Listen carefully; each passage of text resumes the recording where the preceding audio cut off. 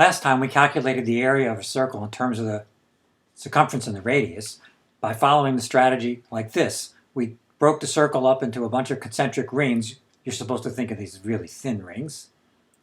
And what we do is we calculate the area of each ring and we add them all up. So the area of a ring, well, we figured that out when we were first taking the derivative of the area. The area of a ring, if it's very thin, then it's just the circumference of the ring times the width of the ring. So we used that. We added them all up. Yeah, we got this kind of calculated computation. It did turn out to be pi r squared. But it was more complicated than we'd like it to be, right? And I ended last time by saying, there's an easier way. So that's what we're going to show you here. In fact, I was hoping that somebody out there would have already said something like, dude, why'd you do all that? I mean, you already showed us this. The derivative of the area of a circle with respect to the radius is equal to the circumference. So if you want to know what the area is, you just got to think about finding some function whose derivative is the circumference. Look, we know that the derivative of the area is the circumference 2 pi r. So the question is, what formula could area be in order so that when you take the derivative of it, you wind up with 2 pi r? Well, you know that the derivative of r squared is 2r. The pi is just sitting there. So this is really easy. If the area were pi r squared, its derivative would be 2 pi r. It's exactly what it's supposed to happen. So this is a much easier thing. We don't have to go through all that stuff with breaking it up into concentric circles, adding it up, blah, blah, blah. All you have to do is take the derivative backwards. That's much, much better. No need to do this. So why did I show you this then? What was the point of me going through this scary calculation? The reason is this. Turns out there are many situations where our strategy for calculating a certain quantity is to do what we did with the circle. Break it up approximately into familiar pieces, that was those rings, add up the size of those pieces, and then take the limit. So because that strategy is very prevalent, we're very happy to know that we don't have to do this quite as complicated as a first look. All we have to do is take the derivative backwards. Let me just show you first that there are other situations where this strategy applies. So we've done this example already back in the video that I called What is Calculus Anyway? But let's do it again. So suppose you're traveling steadily at 30 miles per hour for 2 hours. You all know what that means. It means that you traveled 60 miles. But suppose we're in a situation now where you're not traveling steady, but your speed varies with time. So at first you're standing still, then you pick up speed, you get up to a pretty good speed, you slow down, then you pick up again.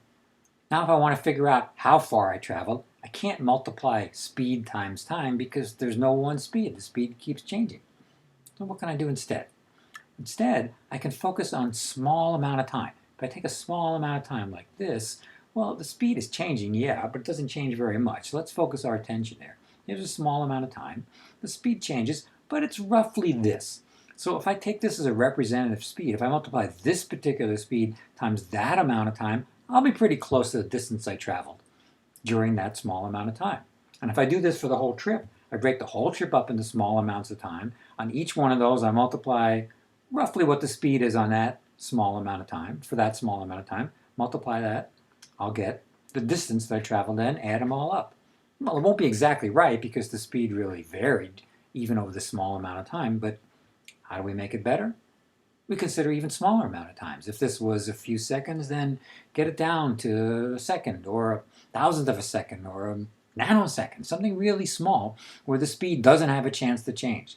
And what you do each time, of course, the speed is pretty close to the same all the way through. You multiply that speed times that amount of time, you add these all up, and sure enough, you're going to get something that is extremely close to the distance. So that's what I mean when we say there are many situations where a strategy for calculating a certain quantity is to break it up into familiar pieces, add up the size of those pieces, take the limit.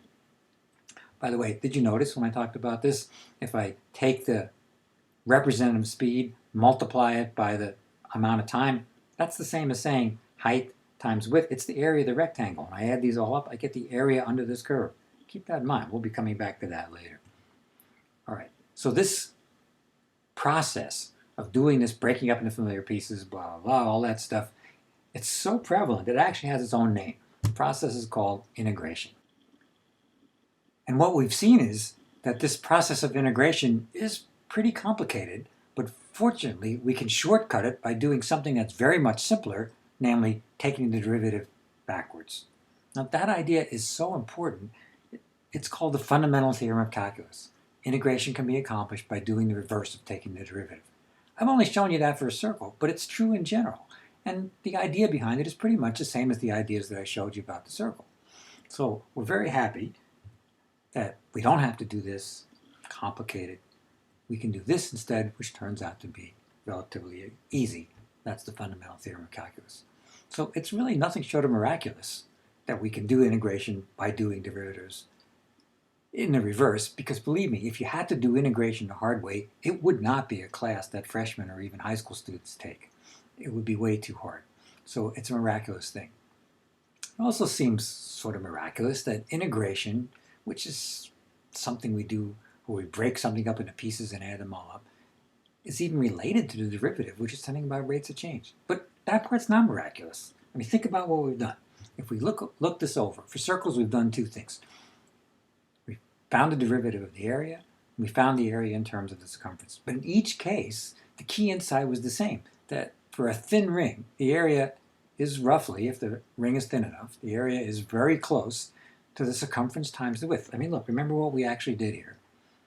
When we were trying to find the derivative of the area, we grew the radius by a little bit. That created a little extra area. We realized that that extra area is very close to the circumference times the radius. And we were trying to compare the area to the radius, so we divided by the change in the radius, and we wound up with the circumference. On the other hand, when we were trying to calculate the area, we started knowing something about the circumference, and we used that, breaking up the circle into thin rings. We used that to calculate the area of each of these rings, circumference times the ring. Circumference of the ring times the width of the ring is the area of the ring. So the process of integration and the process of taking derivative are really two ends of the same thing.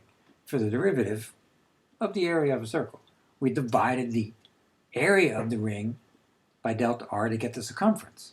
For finding the area, process of integration, we multiplied the circumference of the ring by delta r to get the area.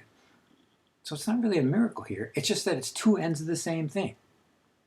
One has to do with division, one has to do with multiplication. They both have to do with the fact that the area of the ring is the circumference times the change in radius.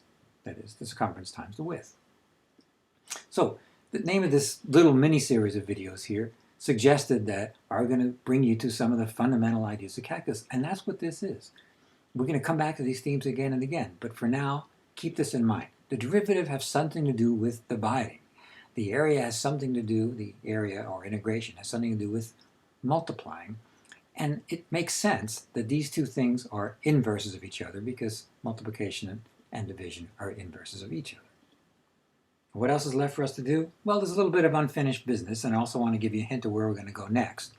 The unfinished business is that way back in the beginning when I told you that, pointed out that the derivative of the area of a circle is the circumference, I also mentioned that the derivative of the volume of a sphere is the surface area, and I want to show you why that's true. It turns out to be for practically the same reason. And these ideas are not limited to circles, spheres, round things. I mean, I'm going to show you something about getting insight of the derivative of the area of a square, the derivative of the area of a cube, and the derivative of the area of a whale, a blob, whatever the heck this is. That comes next.